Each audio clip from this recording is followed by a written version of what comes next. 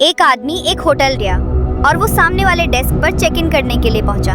Desk पर बैठी महिला ने उसे उसकी चाबी दी और कहा कि उसके कमरे तक जाते समय वहाँ एक दरवाज़ा आएगा जिसका कोई नंबर नहीं है। वो दरवाज़ा बंद है और वहाँ किसी को भी अंदर जाने की अनुमति नहीं है। खासकर किसी भी हालत में उस दरवाजे के अंदर किसी को भी झांकना नहीं चाहिए। उस आदमी ने, उस महिला ने जो भी कहा उसे ध्यान में रखा और वो सीधे अपने कमरे में गया और सो गया।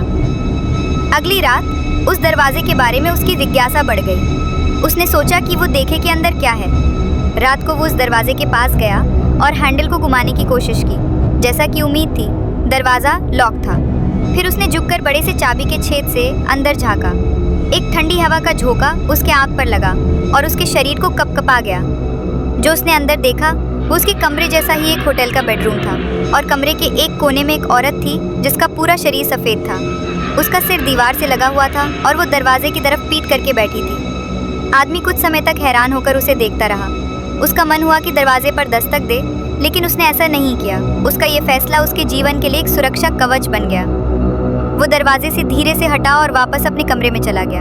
अगले दिन उसने फिर से उस दरवाजे के पास जाकर चाबी के छेद से अंदर झांका, पर इस बार उसने सिर्फ लाल रंग देखा। इसके अलावा उसे कुछ भी समझ नहीं आया, बस एक तेज लाल रोशनी जो हिल नहीं रही थी। शायद उस कमरे के लोगों को पता चल गया था कि पिछली रात उनको कोई देख रहा था और उन्होंने चाबी के छेद को किसी लाल चीज से बंद कर दिया था। इस बात से परेशान होकर आदमी डेस्क पर बैठी महिला के पास गया और उसने पूछा कि वो दरवाज़ा क्यों ऐसे बंद करके रखा गया है। महिला ने गहरी सांस ली और कहा, क्या तुमने चाबी के छेद से देखा था? आदमी ने हाँ में जवाब दिया। तब महिला बोली, तो मैं तुम्हें सच्चाई बता देती हूँ। बहुत समय पहले एक आदमी ने उस कमरे में अपनी पत्नी की हत्या कर दी थी और तब से उसकी आत्मा उस कमरे में भटकती रहती है। पर वे लोग सामान्य लोग नहीं थे।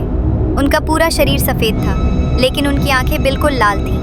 अगर आपको ये कहानी पसंद आई हो तो लाइक करें, शेयर करें और चैनल को सब्सक्राइब करना ना भूलें।